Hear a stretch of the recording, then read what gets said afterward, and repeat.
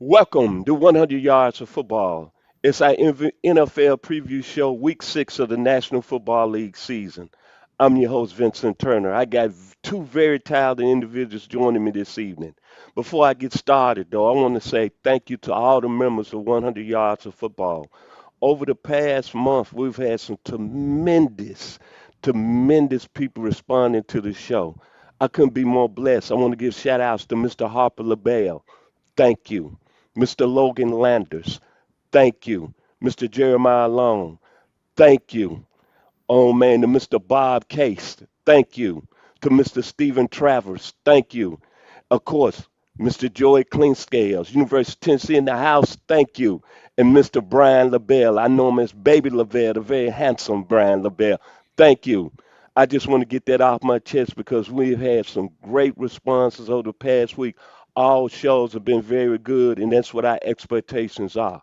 So, that being said, it's the NFL preview show week 6, and I'm going to go by this famous singer out of Washington, D.C. His name was Marvin Gaye.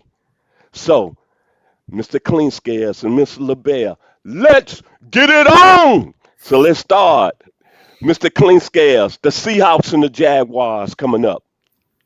This will be a very interesting game. The Jaguars just came off a big Monday night victory over the Chiefs, and obviously the Seahawks lost a game at the end to Tampa Bay. But you know what? These are two very high-powered offenses, especially Seattle. Sam Darnold has done an excellent job leading that team, and Seattle, despite the way they played last week, they have a really good defense. And the Jaguars, you saw the growth in their quarterback over the Monday night, and although he made a couple questionable decisions during the fourth quarter, they still found a way, and he still found a way to win when it counted most.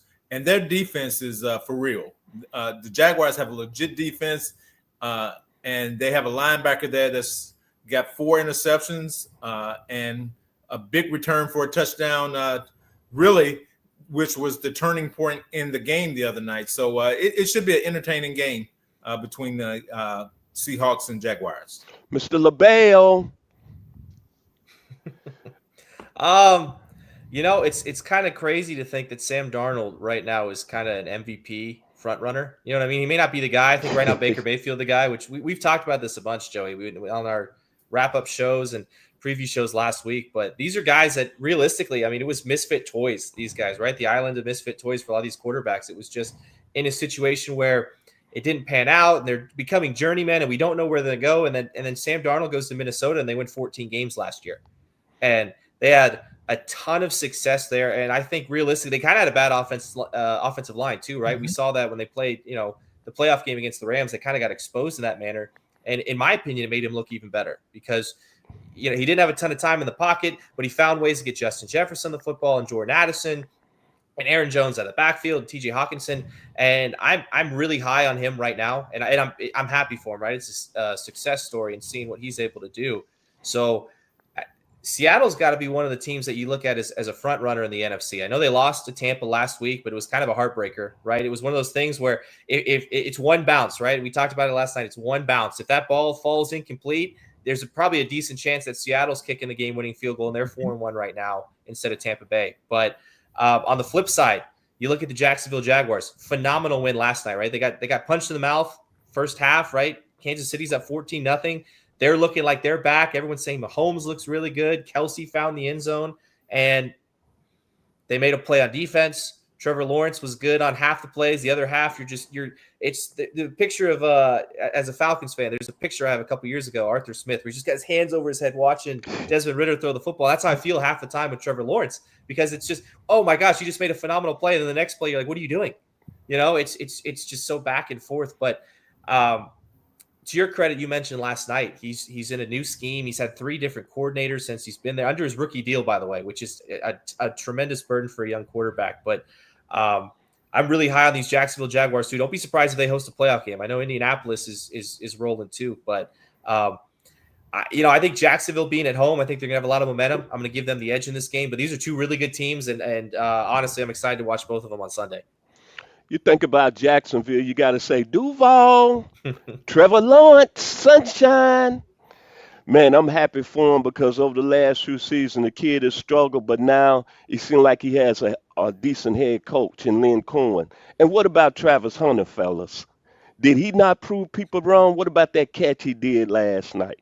And then I'm gonna talk about Seattle. We move on to the next game. You gentlemen are right. Sam Donald, man, I'm happy for you. When you was with the Jets, you struggled. You went to Carolina. Can you believe Baker Mayfield and Sam Donald on the bench with the Carolina Panthers? The man from USC is doing it at a high level. And as always here on 100 Yards of Football, I got to give my homeboy some credit. The 901, Mr. Kenneth Walker, you doing your thing, baby. Now let's move on to the Bucks and Niners. Mr. Joy Clinkscales. Well, this is an interesting matchup as well. The Bucks, hey, they're a couple plays away from being undefeated this season, to be quite honest with you. And the guy that's probably leading through Week 5, the MVP vote, is Baker Mayfield. Baker Mayfield has No played question. incredible football throughout this season, and the rookie wide receiver Abuka is probably going to end up being offensive rookie of the year. If I'm being quite honest, he's been a special guy. He's shown why he's the number one receiver. And they've had injuries on offensive line, but guess what? They have guys coming back. They had their starting center moved out to tackle, and he didn't miss a beat. Now he's able to move back because their starter Tristan Wirfs is back. They still have a running back that's probably going to be out, so they're playing with their backup running back. But Tampa's a really good team. And the 49ers, I, for one, maybe a couple other people, kind of counted them out versus the Rams last week. And look what happened. They're like that cat who's back against the wall. They came out fighting. And guess what? They pulled off a big-time win. The quarterback played tremendous football. You had a receiver, Bourne, who came out of nowhere, basically, and had his best game of his career since he and Mac Jones were at the Patriots together. So the 49ers have fight. They take the personality of that head coach as well, Shanahan. And Shanahan is probably the number one quarterback whisperer. Everybody that goes there seems to get better at the quarterback position. So this ought to be a pretty good game. I would lean towards obviously Tampa because if the game is in Tampa, I would certainly lean toward Tampa. But this should be a pretty good game. Mr. Brian LeBel. All signs point to the Bucks, right? We don't know if Brock Purdy's going to play. Kittle's out till at least Week 7. Ricky Pearsall might come back, but we said the same thing last week, right? When they went into LA. Now, to be fair, like we said, listen, if you're a Rams fan, it's unfortunate, but that's basically a home game for the 49ers, right? They get an extra home game every single year. But it's so hard now to pick against these San Francisco 49ers. They're scrappy. They play tough. I don't think there's anybody on that sideline that thinks that anybody's better than them, right? And that's a phenomenal problem to have. Mac Jones, who is another career resurgence guy. I mean, I think he's one or two more good starts away from maybe saying, hey, do we ride this kid the rest of the season, and maybe, see how it goes until the wheels fall off. Now, to be fair, the 49ers are synonymous with doing that. They've done it multiple times over their history where, you got a guy who you pay him and maybe he's your guy going forward and you believe in him and he gets banged up and then someone else comes in and say, hey, we got to ride the hot hand. But this Tampa team is really hard to pick against too, because last week they're going into Seattle. You get the 12th man. They're riding high and they find a way to get it done. They didn't make a lot of stops on defense, but they only needed the one, and they figured it out. They got it done. Baker Mayfield's the quarterback. I think he's the best guy in the league right now, top to bottom. I on paper Tampa Bay's better, but I'm leaning Tampa, but it's a tough game to pick. I think this will be a really good game. San Francisco, Kyle Shanahan, I got a lot of respect for you, man. Y'all keep having injuries at key positions. You got Nick Bowles out. You got George Kittle out. You got Brad Party out. As Mr. Clinkscales said, you got to be the number one quarterback whisperer. And what about Mac Jones? All I can say is roll tide, baby. 342 yards last week. I don't have to say no more. And as far as Tampa Bay, I think we could be a consensus. If we had to say the season was over, Baker Mayfield would be the consensus MVP. Yeah. I just can't believe that he's went down in Tampa and found a home and he's balling. And kudos to head coach Todd Bowles. Remember, Tampa Bay wanted to run him out of town. And even though they're not playing good defense, the Buccaneers, but I still got to give love to my boy Levante David. He's still playing at a high level, 15 years in the league. Jeez. Let's move on to the next game, fellas. Uh-oh, somebody is on the hot seat. The Chiefs and the Lions. To you, Mr. Cleanscales. Well, it's interesting. The Chiefs defensively have not been what they have been in last year or in previous years.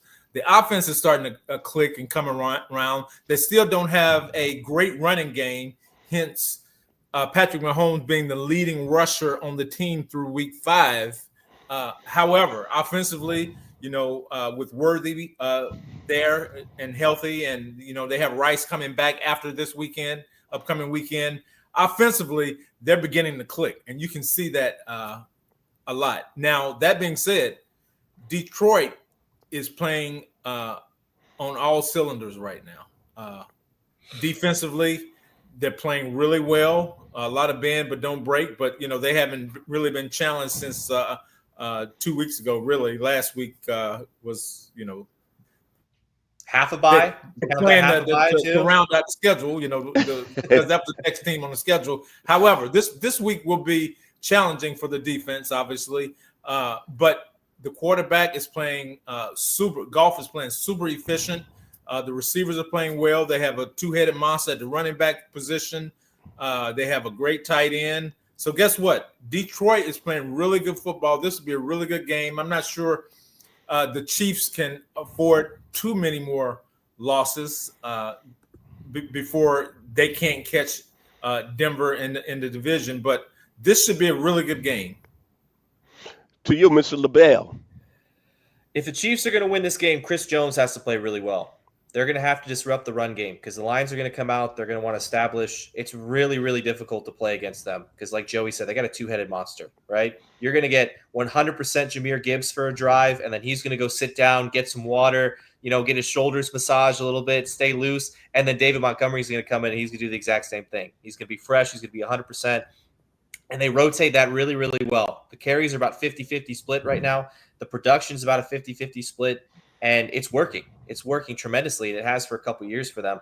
But, they're able to run the ball, and then they bring up the safeties, and then they got to maybe add another guy in the box to stop it, and then that's when Amon-Ra St. Brown and Sam Laporta, and at some point, hopefully Jameson Williams gets started this year. But, the Lions, after week 1, we're kind of writing them off, right? Because the Packers bullied them. It looked bad. That was a primetime game, and they got beat up, and that was a month ago. It's a long time ago. This is a much different football team now, and they're seeing a lot of success. I don't want to say this is a must-win game for the Chiefs, but it kind of feels like it, because they had a game last night. They had that game they probably should have had in Jacksonville, and that's a game throughout Mahomes and Andy Reid's tenure that they usually win.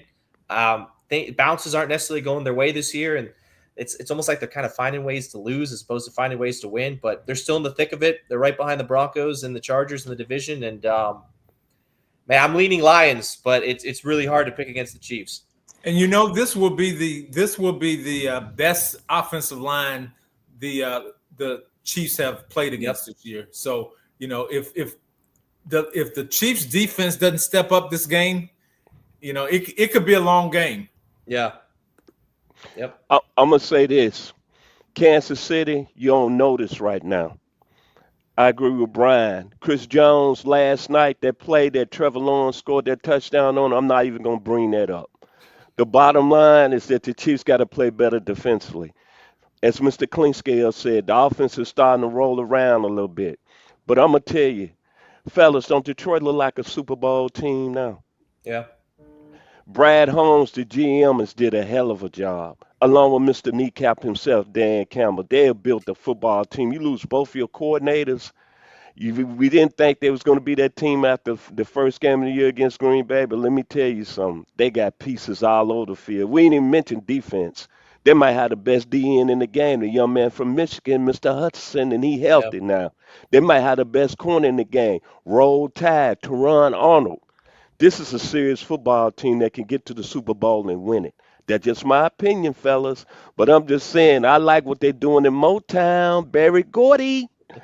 The final game, the Atlanta Falcons, here in the metro Atlanta area where me and Mr. LeBel live, against the Buffalo Bills. And I thought the Bills was that team, but unfortunately the other night, This surprised me a little bit. Mr. Cleanscales, what you think about Buffalo right now? Well, I think they got caught sleeping. They slipped, and it's an old song. You slip, fall, you can't get up. That's kind of what happened to Buffalo the other night. But I'm not gonna. I'm a charger to their head, not their heart, because I think they have the heart of a champion, although they hadn't won a championship yet. Because they really are a tough team, and they're wounded.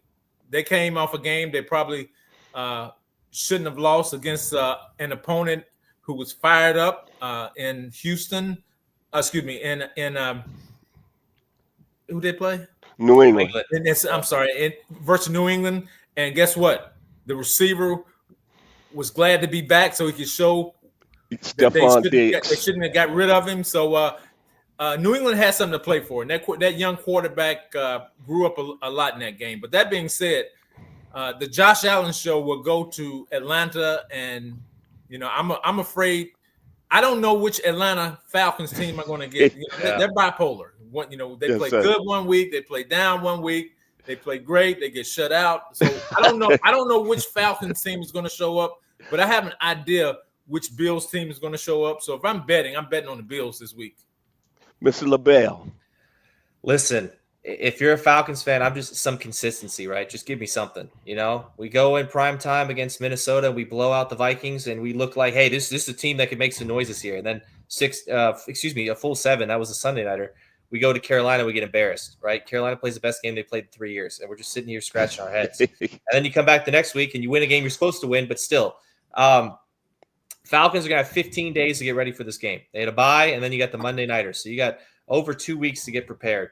The Bills are at the bottom of the league in rushing yards. They have not been very good against stopping the run. That's the Falcons' bread and butter, right? That's what they do. They run the ball successfully. They got a 2-headed monster themselves. Maybe not Jahmyr Gibbs and David Montgomery level, but it's close. This cat Bijan Robinson's pretty good. I want to see what Michael Penix can do. It's prime time against a very good team. It's hard to bet against Josh Allen. I'm leaning Buffalo. It's going to be tough, but I think this will be a good game. I think you're going to see both teams try to run the ball a lot and control the line of scrimmage. Both want to do that. James Cook had a bad week last week, but Buffalo's going to try to get back on track. That's the first thing I want to do. Falcons are at home, so you got an advantage there, but I'm 50-50 on this one. I think it can go either way. I'm looking at Buffalo. Let's be reality. Offensively, they didn't play well. They had 11 penalties and 3 lost fumbles. They had a lot to do with them losing that football game the other night.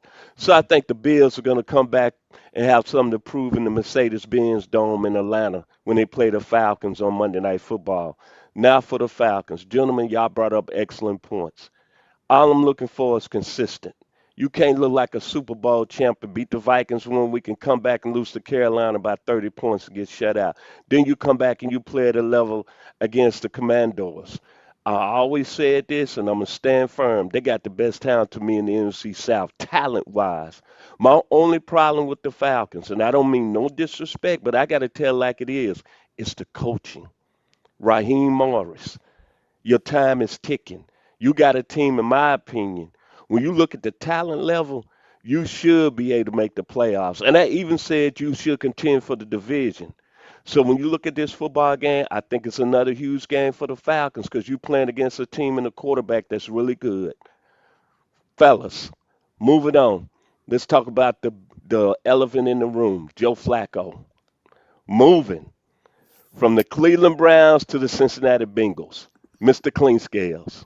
Well, we kind of alluded to this last night, maybe not that player in particular, but the fact that if Cincinnati it's a couple of factors involved here. If Cincinnati thought that they had a chance to make a push in a division, or if they felt like, the Steelers may or may not win the division, but, we can get up there, then they're going to go after a veteran quarterback. They aren't going to bring a rookie quarterback in who's got to learn the system, who's going to be behind. They already don't have a great offensive line. So by trading for a guy like Flacco, he can come in, he can play this upcoming week. They'll put in a system for him. He's a veteran guy. He's smart enough. And, they'll keep going. Plus, he's got 2 big-time receivers to throw the ball to, which he didn't have in Cleveland. So I think it's probably a win-win for both Cleveland and Cincinnati. Cleveland will now have two young quarterbacks, which they can evaluate. They can try to figure out if, hey, neither one of these guys can do it. And guess what? We have 2 first-round picks next year. Shador. And we're gonna invest in a quarterback next year. So I think it's a win-win for both teams here. But I'm impressed that Cincinnati said, hey, you know what? Our guy's out. We're gonna get a veteran guy who will at least give us a chance to win, because I don't think they had a chance with the guy they were playing with. Mr. LeBel. You know, I think Joe Flacco's happy, right? I think you go from a team that has a chance to contend, but for Cleveland, it's maybe not on the field, but the mentorship, right, that Joe Flacco provides. A guy that's been there, he's won a Super Bowl, he's been to the playoffs countless times, right? He's been a part of a lot of really good teams. He's had a ton of success. If there's one guy you want to have in Gabriel or Shador's ear on the sideline, he's the guy, right? I don't know if there's anybody really better still in the league right now. But on the flip side, if you're the Browns, you say, hey, listen, we can get it. We move up. I think they got a 5th-round pick for him. They got to move up in the draft a little bit, add some talent next year. But see what we got, because if it's not Gabriel, now you got to go to Shador Sanders. There's still more than half the season left, so they got plenty of time to figure it out. I wish they had a little more talent on the outside, like Joey said, right? It's not a great receiver room. They got a good tight end room. I'll give them that. But, it's been tough sledding so far for the Browns. They're young. I think they're going to figure it out. But if you're Cincinnati, man, things couldn't get much worse, right? No disrespect to Jake Browning, but it hasn't been right since Burrow got hurt. The offensive line has been bad. They can't run the ball. But when you got 2 weapons on the outside, they got a ton of talent on offense. It's got to be better than this. And I felt like they needed to make a move now, which is what we talked about yesterday. So, good on them for doing it before it's too late. And hopefully they can right the ship at least enough to where when Joe Burrow comes back, they got a chance. So if I'm Miles Turner, though, I mean, not Miles Turner, Myles Garrett, I don't know if I'm happy about this. Yeah. I'm happy from the standpoint I have a young guy who's going to come in and play. I have 2 young guys who can come in and play. But on the other hand, you're rebuilding, okay? Yeah. I just signed a big contract. I'm getting my money, but at some point, I want to win football games. Okay, so they're trying to figure out if these guys can do it at kind of Myles Garrett's peak performance experience. You know what I mean? So I don't know how happy I am if I'm Myles Garrett, because here we go. We're rebuilding again. I'm going to say this about Myles Garrett.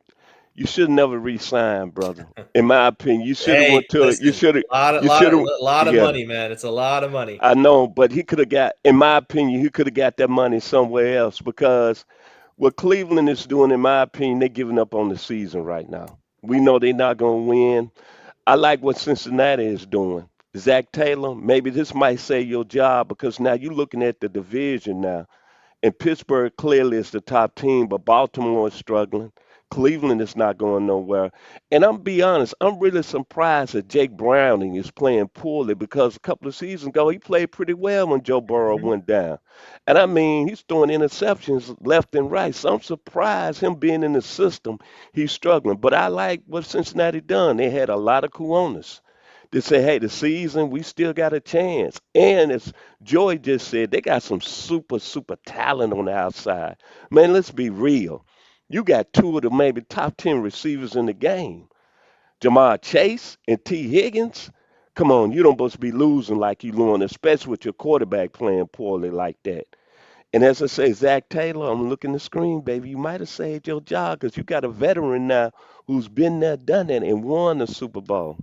Well, gentlemen, your teams that have surprised you so far this season, the player that has surprised you so far this season, Mr. Clinkscales. Oh, that's easy. The teams who has surprised me this season is 2. It's actually the Denver Broncos and the Tampa Bay Buccaneers. Both of those teams have surprised me, because really and truly, both of those teams are probably 3 or 4 plays away from being undefeated on the season. So I would say both of those teams. Player, the easy answer is one of these quarterbacks that's kind of resurfaced themselves, the Sam Darnolds, these guys who've kind of done that. But you know what I'm going to say? I'm going to say the receiver, Ibuka. I'm a Yes, former sir. receiver, but guess what? We had a rookie receiver come in, and Mike Evans has been out hurt. And quite honestly, I don't know if we've actually missed Mike Evans that much because guess what? Abu has done everything. Yeah. Yes, sir. So I would say he's been my biggest surprise this year. Mr. LeBel? I'm gonna go in the opposite direction. My first team is the Baltimore Ravens. Man, this I understand Lamar's banged up, but this defense has been abysmal. I mean, defense has been their bread and Hmm. butter for the better part of the last 2 decades. Joey, you had the stat last night where you said they've given up more points in the first 5 games this season than they did the whole year their Super Bowl run. Back when they were the. I don't think we have a name for them, do we? We need a name for those guys. Those early Yeah, the 2000s 2000 Ravens Ravens gave up like 157 points Yeah, or something like Hmm. that. total. The whole year. Yeah, And this team has already given up like 169, 167. It's crazy through it's five bad. games. Yeah, and for every offense right now, it looks like their get right game. And even when they were healthy, because I can say they're banged up, and I understand that. But week 1, Josh Allen, they did whatever they wanted, right? They scored 41 Hmm. points. It was up and down the field. It was a show. It was fun to watch, but warning signs. And then my flip side, I'm going to go the Indianapolis Colts. Man, they look good. They look unstoppable good. Jonathan Taylor's running wild.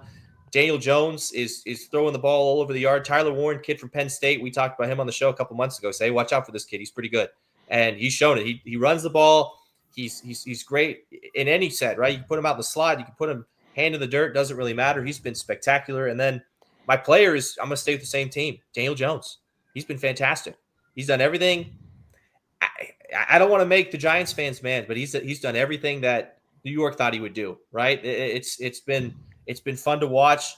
The quarterback resurgency this year has been a lot of fun to watch, and the Colts are rolling. Daniel Jones is rolling, and it's been a pleasure to witness.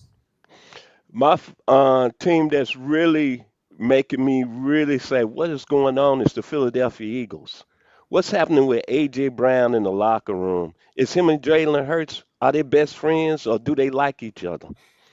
Then the team that's really surprising me, I've been a Cowboys fan for almost 59 years, gentlemen. For them to be 2-1 with that defense they got giving up points and win 2 games and Dak Prescott playing in the MVP level, Yeah. that's very shocking. And of course, the player that shocked the world, all of us, I got to agree with Brian LeBel. Daniel Jones. Can you believe he's playing at a championship level? He's playing flawless. Let's give him his flowers. Gentlemen, final words tonight here on our NFL preview show, week 6 of the NFL season. Mr. Clinkscales. Well, we're going into the one-third point in the season. The teams are starting to get the personality that they're going to have throughout. So it's going to be interesting from this point on. The offensive lines, again, the teams that win the line of scrimmage, offensive and defensive lines, will end up in the playoffs. Mr. Brian LeBel. Man, been a lot of good play from a lot of these young rookies coming in here. A lot of running back injuries. That's something I've noticed a lot this year. You had a lot of banged up running backs, but early part of the season, the AFC South has surprised me a lot. They got a lot of really talented teams down there. The Texans are kind of creeping up again too, right? They're putting their hat back in the mix, saying, hey, we can play a little bit of football as well. And the NFC West, I think those are the 2 most competitive divisions right now. And I'm excited to see. Honest to God, couldn't tell you who's going to win either one of them, and I'm excited to see how it ends up. I like to say, if you like the video this evening, please comment and share it. Please subscribe to our YouTube page, 100 Yards of Football. I've been your host this evening, Vincent Turner. Very special thanks to the very talented Mr. Joey Clinkscales. See, people, he was a GM and a scout at a high level. So understand that, you people that's out there flogging. And the very talented and handsome Mr. Brian LeBel, the youngest talent here on 100 Yards of Football. Y'all be blessed.